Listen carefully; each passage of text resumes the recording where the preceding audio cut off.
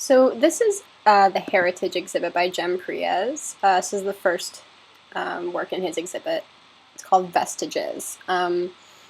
This sim has different rooms that are fractured. So as you can see, we're inside of a highly detailed box. You can see sometimes because of the internet connection, it sometimes breaks when you're moving.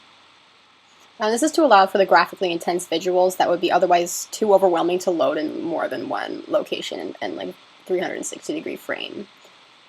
Vestiges is designed to guide an avatar through a journey of culture through large, flat yet detailed images. And Priez describes himself as someone who enjoys traveling and photography, especially taking pictures of scenery. So this would explain the photographic quality of a lot of the images in his works, especially this one. And although they're two-dimensional like a photograph, it gives the illusion of being 3D. And the piece is laid out as a quest for the viewer to engage in.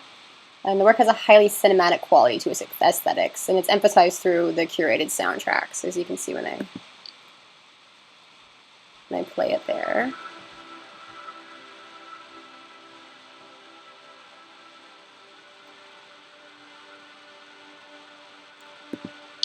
And so I'm focusing a lot on my avatar moving through these images with the soundtrack. It gives sort of you're starring in your own adventure film here. And at many points the doors even open before you with a creak. They reveal a large monument on the other side, sort of like this one here in front of us. And this gives it like an epic effect, as if it were being welcomed into a living world of the past, immersing the viewer in your own cinematic story. Now, the fractures between the rooms provide a really smooth transition with little load times, and it separates the interior from exterior a lot of the different scenes, as well as the different civilizations that are depicted. Within an open concept space, this may have been more realistic, but the harsh separation will be difficult to achieve. The minimalistic style of the work features simple architecture, little movement, and almost no interactive ornaments, so they don't distract from the main artworks, which are the large murals that are pictured here in front of me. And the only aesthetic element that gives atmosphere to the space are these murals, as well as the fog machines, which provide a sense of life and eeriness, while still remaining simplistic. It gives a little bit of life to the piece, makes you feel that it's sort of alive and that it's changing around you.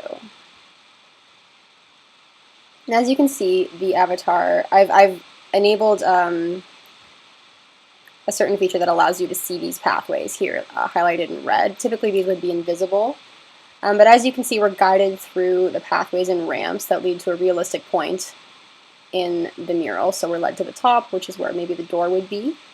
And this prevents us from going off track, yet the invisibility and the natural placement of these objects, as well as the distraction from the soundtrack, keep us immersed within the adventure. And then you end up here in the next room, and it's highlighted in red, sort of the different focal points, the different paths you can take, and leading up to, obviously, the main work, which is generally a picture of fractal art, and the doorway that you would then take to the next part of the piece.